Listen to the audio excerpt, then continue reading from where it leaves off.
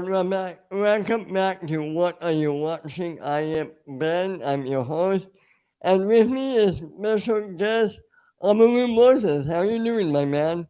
I am doing pretty well. It is a holiday vacation, Christmas break, or whatever you want to call it. For me, I got Yeah. about another week and a half before I have to get back to these teaching these children. So Oh, I'm wow. doing well, relaxing. Nice. Yeah. I gotta love the holidays, right? Yes. Most time of the year. Especially because my birthday lands dead in the middle of Christmas and New Year's. So I get to have Christmas, then my birthday, then New Year's Eve. It's always a great time for me. Oh, that's awesome. Can I ask how old you're sitting? I will be 34 years old. Oh, wow. So Yeah. you're actually 2 years, well, 1 year younger than me. I'm Okay. 35. Nice. Yeah. A lot of So, people do not know my age. I guess that's the good thing about how I look. I guess yeah. I can go for 20s. I can go for 30s. It doesn't matter. But I'm feeling good and just happy to have another year under my belt. Yeah, feel the same way. Well, for those of you who don't know the premise of the show, is I have a guest and I have a simple question. What they have been watching. Could be a movie, could be TV shows, could be anything. So, Amaru, what have you been watching? I've been watching a bunch of stuff lately. It's the time of the year. It's towards the end of the year, so I've been watching a bunch of the Oscar movies. Right. I think last week I was able to watch Tar, and I'm trying to get to After Sun, but I haven't gotten to it yet. And then there was one other Oscar, The Fablemans, Tar and The Fablemans. I got to watch both of those. Tar, I don't remember a thing about it. Not one thing. It's long. It's well acted. Kate Blanchett is Kate Blanchett, but I can't tell you what I watched Okay. in any way, shape, or form. The Fablemans, though, I would say Spielberg has done quote unquote better movies, more stylistic movies, but The Fablemans was just so good. It was Yeah. just a good watch. I enjoyed the crap out of it. He directed the hell out of it. I was really surprised by both Paul Dano and Michelle Williams. I know Paul Okay. Dano is a really good actor, but you're used to him doing the real weird ones. Yep. And he was just a really good dude, and he did it so well. Um, Wow. yeah, and like it's a role you don't usually see for him, and he was just so wholesome and nice, and just like a dude you want to have your back to run your family. And I know Michelle Williams has got nominated before, but I don't think I've seen, I don't think I've connected or seen her do a better job, at least for something I've seen. I loved what she did in this movie. Wow. How is the kid who actually played the main He was character? really good. Gabriel something. I can't remember his last name. He did really well. He was definitely able to carry the movie. He was a great teenage actor, though I don't know how old is he, because they get 20-something-year-olds to play teenagers. Right. But he did really, really well. It was good to see Julia Butters back as his sister. The girl from Once Upon a Time in Hollywood who has a great book Oh, reading scene. She nice. plays his Nice. sister. They both did really well, and he definitely carries the film. But again, we're in Oscar season, so we're kind of talking awards. And aside from Judd Hirsch, who does a really, really amazing, basically like two-scene supporting performance, I think Paul Dano and Michelle Williams were the ones that stand out. But everybody did real well in this film. Oh. Have you seen The Whale yet with Brandon Fraser? I have not. I was going to possibly see it today, but I got some work that came up. I work basketball camps, and because of that, I was going to go watch it in the morning because this is the first day it's out where I'm at. Oh, But I got in-laws coming in this weekend, so I'm not really going to go have as much time to right. go see some movies. I'm going to be hanging out with them, but I plan on seeing The Whale early next week. Oh, nice. Yeah, I'm hearing great things about him, not so much about the movie. I don't know Ye- what you've been hearing. Yeah, I've been hearing the same thing. So I absolutely love Brendan Fraser. The Mummy Oh, me too. 1999 is one of my favorite movies ever. And Blast from the Past is a gem of a film that you must see. Bedazzled gets so much more love now than it did back then, and it makes me so happy. I just think some people think he doesn't have it, but I think he's just charming, and just the dude you want to watch in a movie. He may not be the most like talented, but he is so much charm and just so easily watchable. So anytime Brendan Fraser's back on screen, I'm very happy about it. But I've heard the same things. He's done amazing, but the movie is kind of like, ooh, does it get into fat shaming? Does it get into truth? The truth of heavyweight people. I'm gonna see it myself, and then let other people who are more knowledgeable on that subject Right. let me know what they did well and what they didn't. Matt, and talking about Brendan Fraser, I just rewatched again George of the Jungle. Yes, Man, that's a funny movie. it is. That's a funny movie. I have a great memory of George of the Jungle because my abuelo, my grandfather, did not speak English, Okay. but he took us to see this movie. And the amount of laughing I heard from my abuelo next to me, not understanding 85% of the movie, just pure laughter. It's a memory that warms my heart every time. I absolutely love it. Yeah, George of the Jungle is not good, but hilarious. Well, I mean, he didn't. I guess he's good at physical comedy. I mean, how's that Yeah. movie a physical comedy, right? Exactly, and it's a kids movie on top of that, so you're not gonna get anything too deep. Yeah. Just yeah, like you said, physical comedy, and they pull it off. They pull it off well. Have you been watching any TV shows, streaming shows, or anything? Yeah, so one that I absolutely love. It's on a break right now. Won't be back till January. But Abbott Elementary is one of my favorite new television shows on. Funnily enough, I'm a teacher, so Okay. I tried to when the first season came out. I tried to watch the first episode, and it was so realistic that it got me Okay. pissed. Like I was just so mad because of how truthful it was, how much crap teachers go through. And both me and my wife are teachers, and we were looking at it and like, this is too real. Like it's funny, but it's too real. We're getting upset. We're getting frustrated. We're gonna have to wait. So we waited maybe about until episode 8, maybe about a good 2 months before getting back to it, and then we binged it. And it is some of the funniest stuff, new stuff I've seen out. Quinta Brunson just is so good in her writing. Sheryl Lee Ralph should have won that Emmy, and I'm so glad that she did. I don't know if it was the Emmy or the Golden Globe. No, definitely the Emmy. She won that. Janelle James, I think, is great. Is the principal, and she does great. And I really like seeing Tyler James Williams back from Everybody Hates Chris. The whole cast. I love Abbott Elementary. Nice.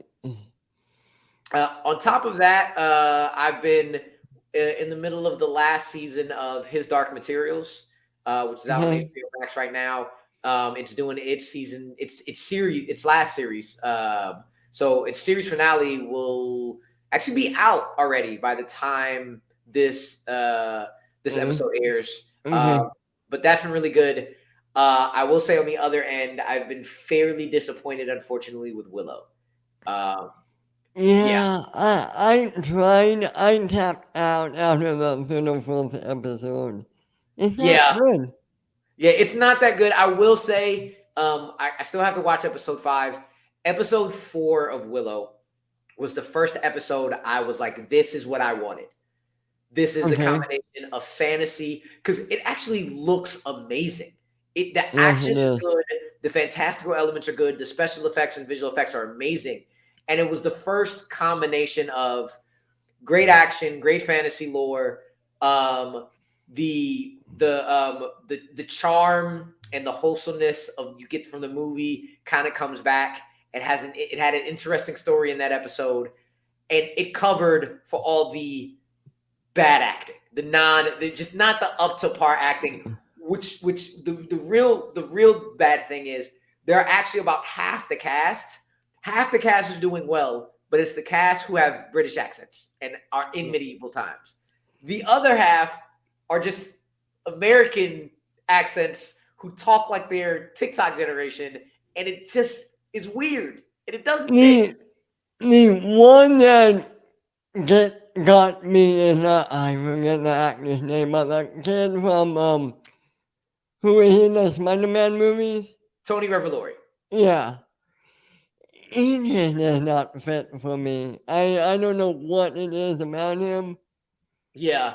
See, I was okay with Tony just because I'm used to who he is. Right, He doesn't fit the medieval times. He just he's too modern. He doesn't have the accent that usually goes with it. But I know him, so I'm like, okay, he's not taking me out too much because it's Tony Revolori. You get who he is. But I completely understand because he doesn't fit very well.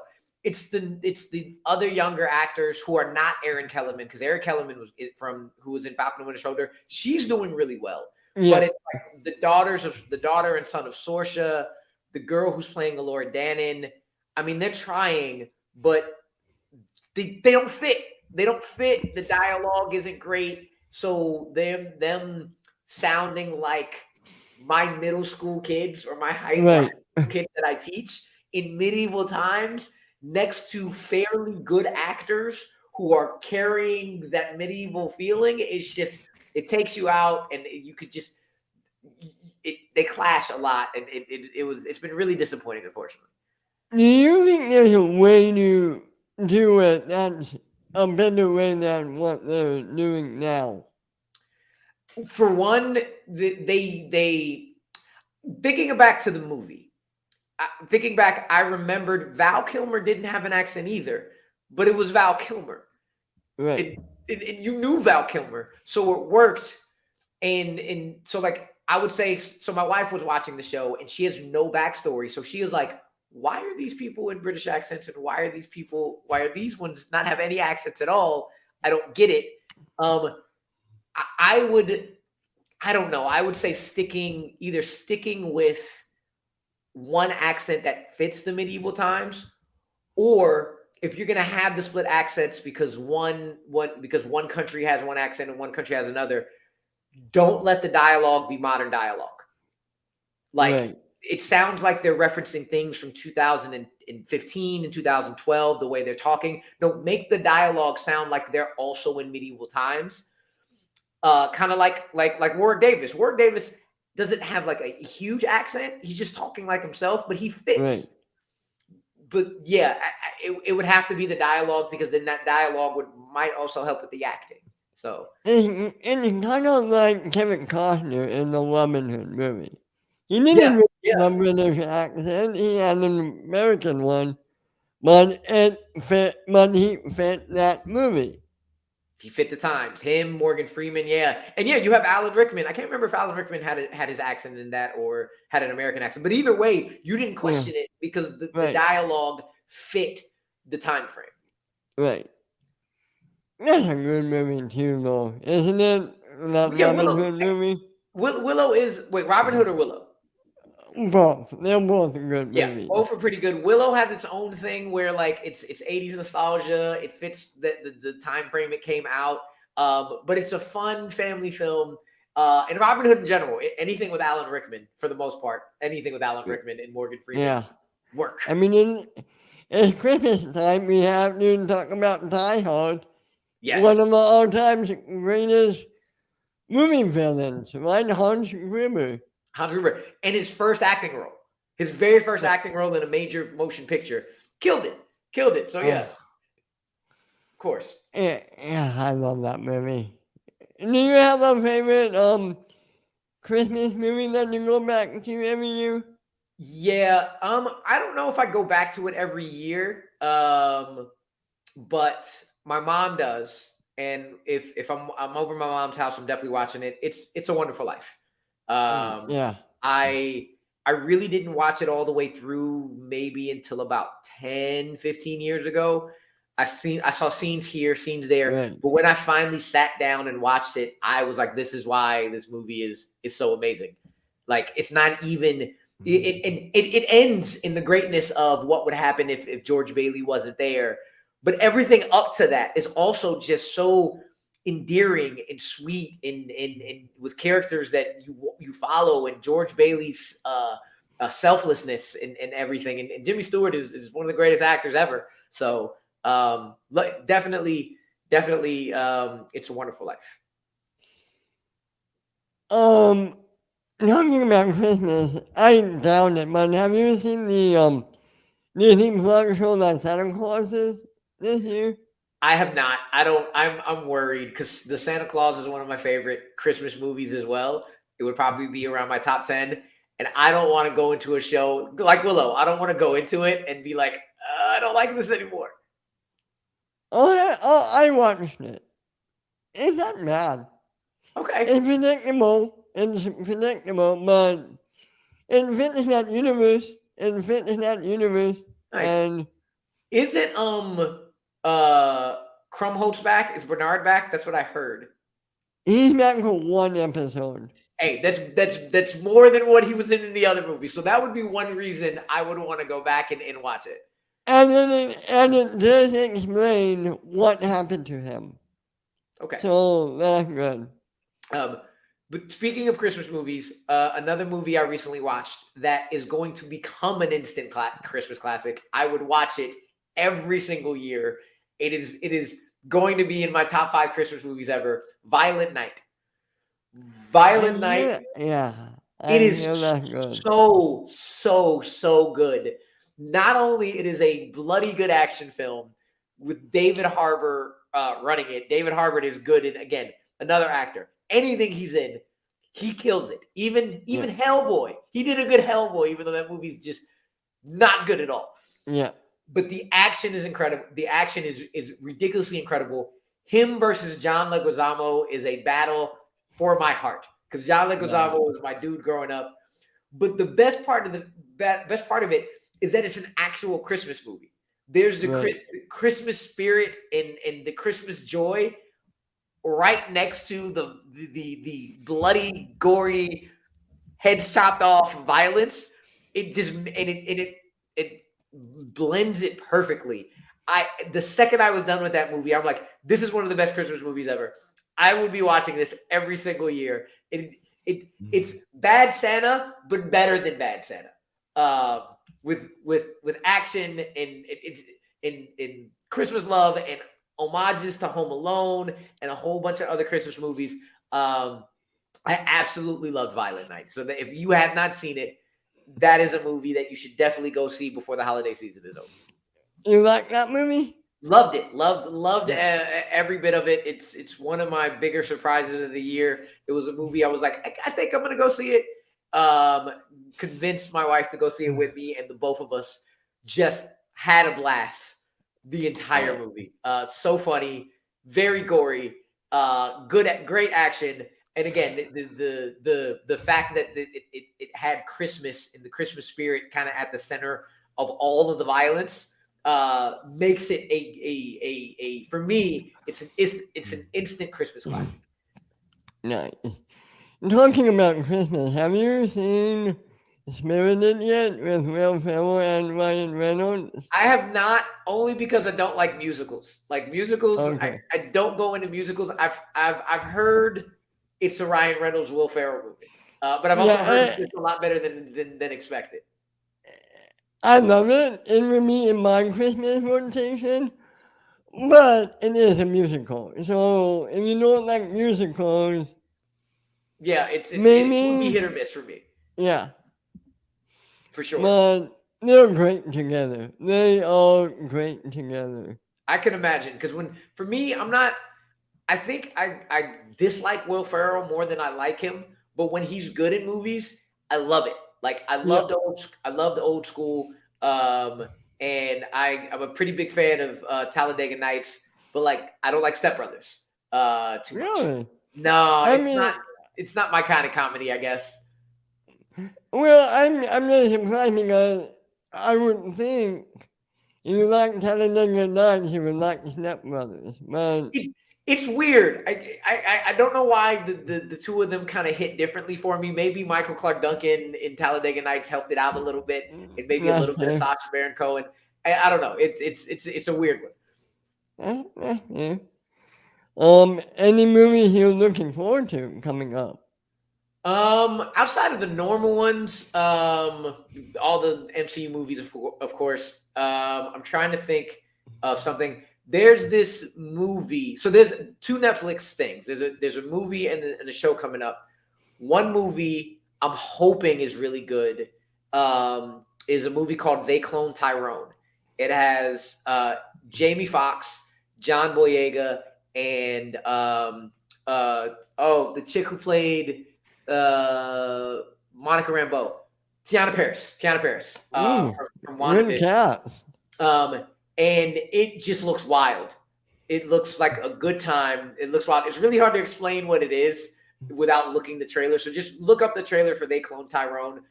My only hesitation is that I was also excited for Day Shift, that vampire movie that Jamie Foxx was in. Okay. And I thought Day Shift was just okay. Like it had a lot of potential, but it was also just a lot of stuff. I was like, oh, okay, this is just a regular schmegular thing that's like kind of just go along for the ride. Right. So I'm hoping it's better than that. And then there's another one. I don't know when next year it comes out, but I think people have been talking about it recently. The new heist show with Giancarlo Esposito that's coming out soon on Netflix. I do not remember the name of it, but the premise is they're pulling off a heist. But the cool thing is every single Netflix viewer is going to, except for the first episode and the last episode, every episode in between that, people are going to see in different orders. So they're going to like, and it's based on like, it's color coded. So like episode 3 is pink, episode 4 is purple, episode 5 is red. And because it's not linear, because you can kind of, Netflix will randomly, after episode 1, will randomly give you a different episode than the person next door watching Netflix. And then a different episode after that from episodes 2 to about 8 or 2 to 9. And they'll show it in different orders. And then episode 10 will be the same episode for everybody else. And is just something that sounds really, really cool. I'm going to look up the name of the show, but it's something that's really interesting to me. And Giancarlo Esposito is one of those guys who, again, anything he's in, absolutely anything. Me too. I'm watching. Ever since I saw him in Breaking Bad, I'm like, yeah, give this guy to me. Yeah. So the show is called, I'm hoping what I typed in gives it to me, Kaleidoscope. Oh, yeah. Nice. It's called Kaleidoscope. It just had a trailer come out a couple of weeks ago, and if you research it, you'll kind of see that everybody will watch it in a different order, which is going to be really fun to kind of see people's experiences. Though you're going to have to avoid, like, you might have to watch the whole thing because spoilers will easily go up if you're watching in different orders. I'm really interested in how that's going to play out. On whether like you get big spoilers or if people are going to see different things or if it helps you or hurt you to like hear what other people are saying or if you got to watch it all at once. It definitely sounds unique in a way. Like, yeah, who else is in it? Anybody else, or is he the biggest name? I think that there may be a couple of other people that I recognized from it, but I cannot off the top of my head tell you who's in it. So let me look it up. Jai Courtney's in it. I know a lot of people don't like Jai Courtney, but the best Jai Courtney is off the wall Jai Courtney, who gets to be Australian and in the trailer, I remember him being me saying, "Okay, cool, this is Jai Courtney just being his Australian outlandish self." That's good Jai Courtney right there. And then this is a name I've heard of before, and I've seen her in things. Paz Vega. She's a Hispanic actress who's been in. She was in Rambo. You'll recognize her when you see her. And then the other like bigger, not a big name, but a name everybody knows, Rufus Sewell. He's the bad guy in A Knight's Tale. Oh wow, he's been gone for a minute. Yeah. So and he plays the evil guy in a bunch of stuff. Like Rufus Sewell, based off the fact that he just has a very, very like punchable, smug face, and he doesn't kind of like Ben Mendelsohn. He Yes. always plays an evil son of a bitch. Yeah. So Giancarlo's the highlight, and Jai Courtney is a little bit of a, I know him, but just the trailer looks great. And the fact that the experience is going to be different for a whole bunch of people is going to be something I'm really interested in looking to. Well, that's one way to change up Netflix. I don't know about you, but I'm getting tired of this binge model with Netflix.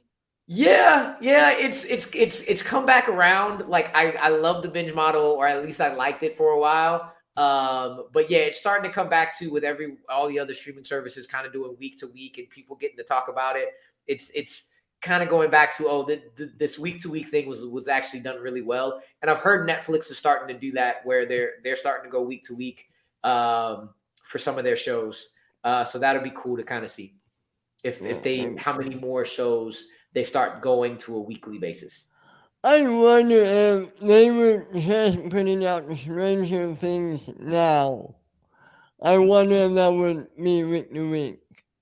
To begin Maybe with. it's 2 years until the I think it's the final season, right? Yeah. Next season is the final season. It's going to be 2 years, so maybe in those 2 years they'll do because they did split it up into part one and part two. Maybe by that time they'll say, "Hey, this final season we're going to do a week to week thing." I hope so because that is a fantastic show. Yeah, That yeah, it's really and that and Cobra Kai are my two favorite Netflix shows. nice. I have not gotten into Cobra Kai. I've tried. Really? It's not something like I've been to that's caught my attention. I might try to go back to it and then get to a point where I'm like, all right, I'm gonna do the whole thing. But it's a show I haven't gotten into.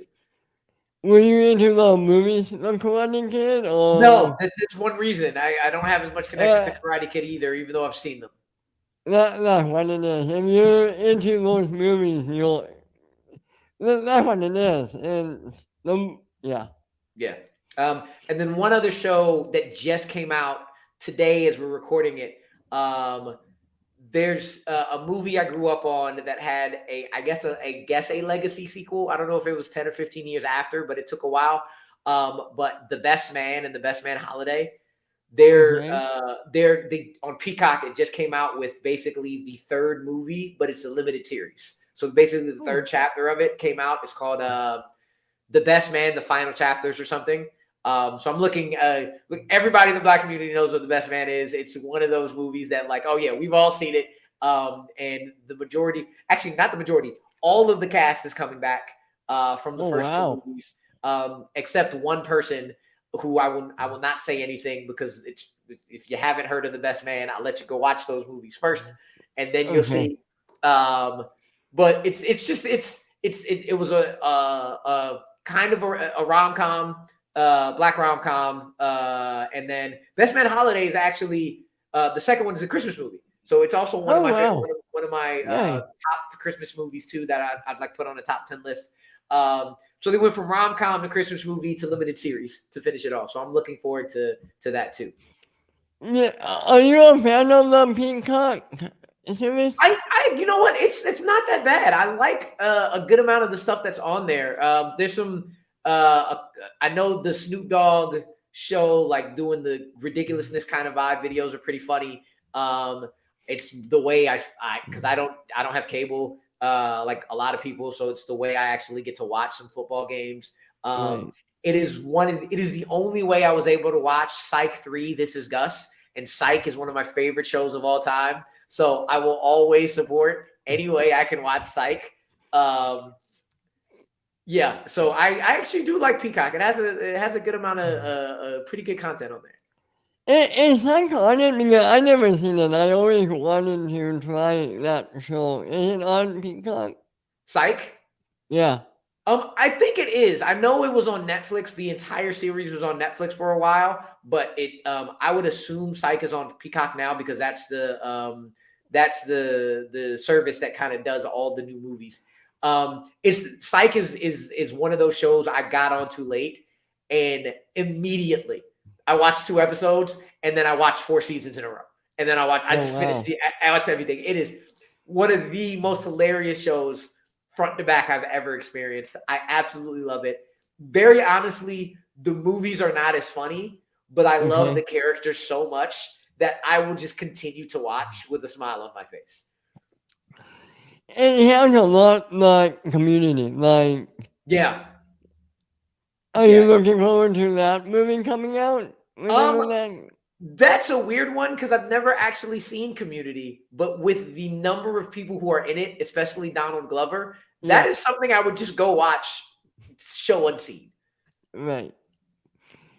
I'm excited to try it out. I never seen the show either. I'm not the biggest Joe McHale fan, so I guess if you like him, you'll like the show. But I don't know. I'll try it. Yeah, yeah. And I Ken Jeong is really hit and miss for me, but in Community, the scenes I've seen, he's pretty funny. So Yeah. Donald Glover and Ken Jeong that I like on a show or in a movie, I'm gonna go watch it.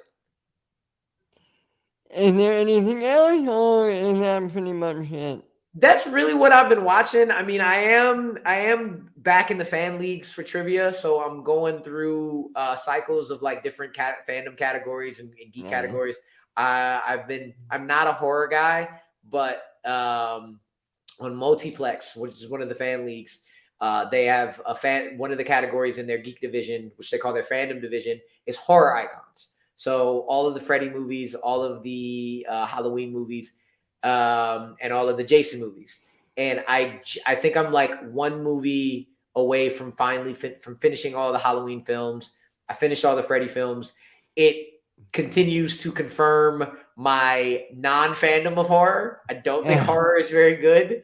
I do think for horror fans, they're good if they like it. Freddy is hilarious though. Love him. Michael Myers is extremely scary. And I will say Halloween Ends for a movie, it wasn't bad. I think people were talking about it when it came out, like a quote unquote twist that it had. They didn't like the way it went. And I watched it, I was like, I don't get the hate.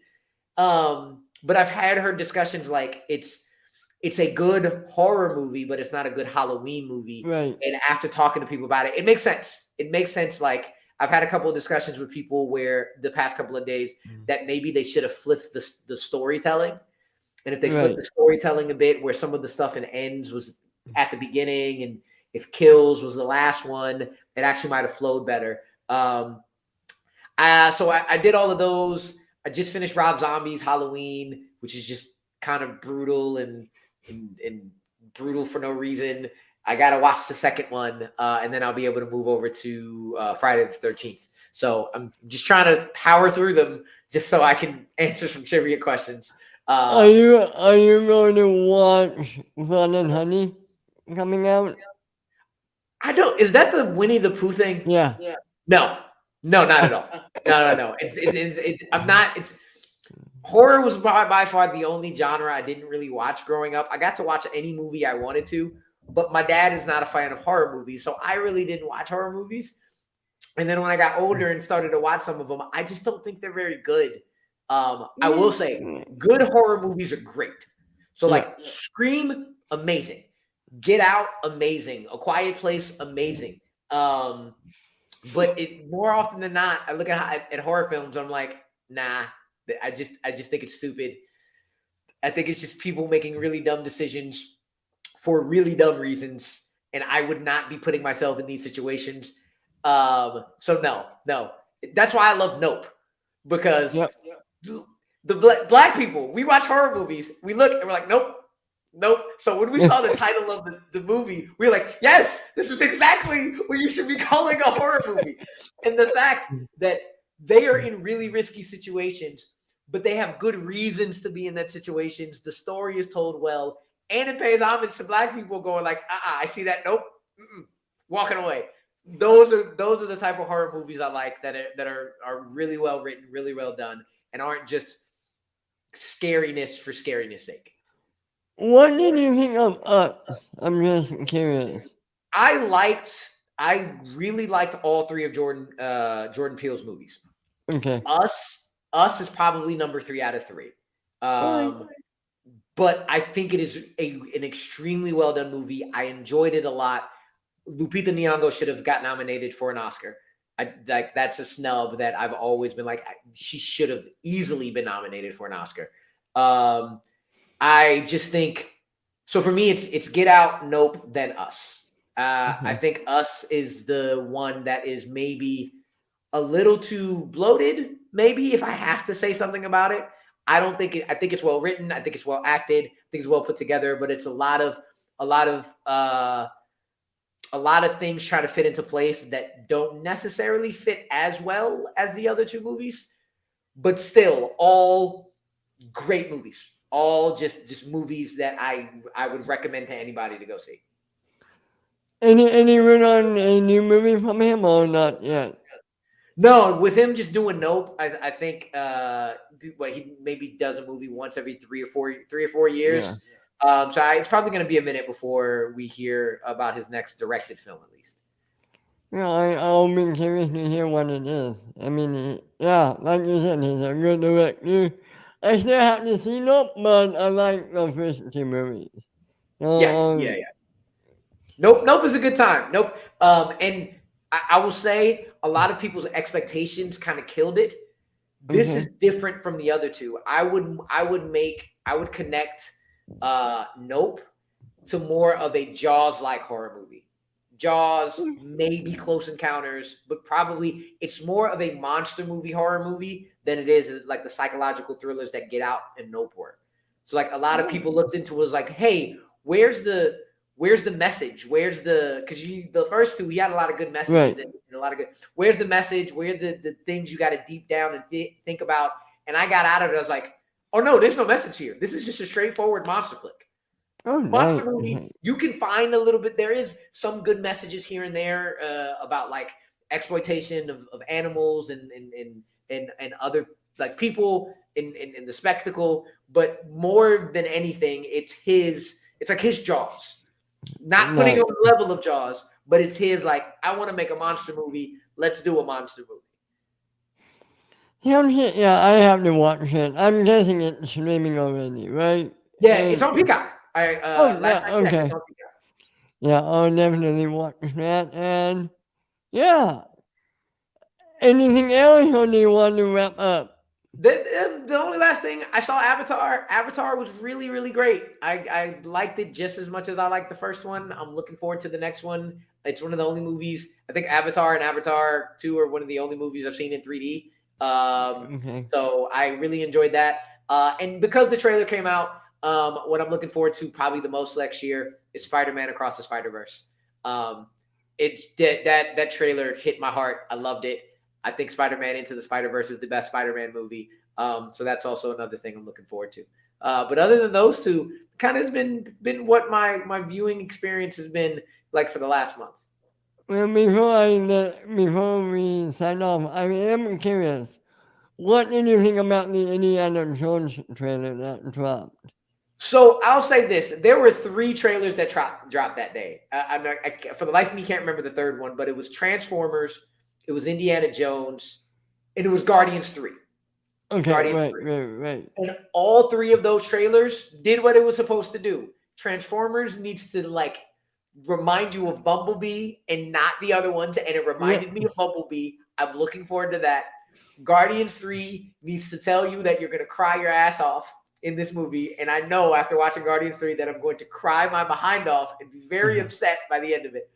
And Indiana Jones is telling me we're going back to Indy being Indy. There's yeah, some James Mangold is doing a good job taking over. He knows how to do action and adventure films.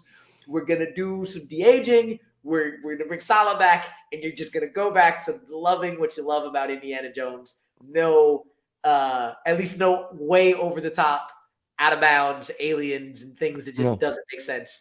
It looked good. It did what it's supposed to do, and I'm looking forward to that one too.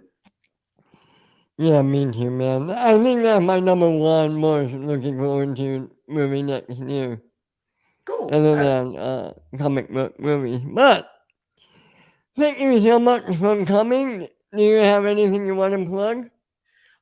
You can find me personally on Facebook, Instagram, and Twitter. However, if you follow me, the only thing I post about really is Bite Size Breakdown. Bite Size Breakdown, we're crew of writers who do movie and television reviews in 100 words or less. We do a lot of top fives. Me, Paige Betty, and JTE are all members of the Bite Size crew. Oh, wow. Visit bitesizebreakdown.com. And again, you can find Bite Size Breakdown on Facebook, Instagram, and Twitter. We also have a Hive, which was that thing everybody ran to when we thought Twitter was shutting down for 48 hours, which I knew wasn't going to happen. But it's there too. But really do go check it out. It's probably one of we're a really big up and coming site. We offer a lot of different perspectives because it's short reviews from multiple people on the same movie instead of one review from one person. And it's go check us out. It's like no other website, movie review website you've seen. Nice. Well, thank you so much for coming. Thank you everybody for watching. And we'll see you next time. Have a good one and happy holidays. Happy holidays.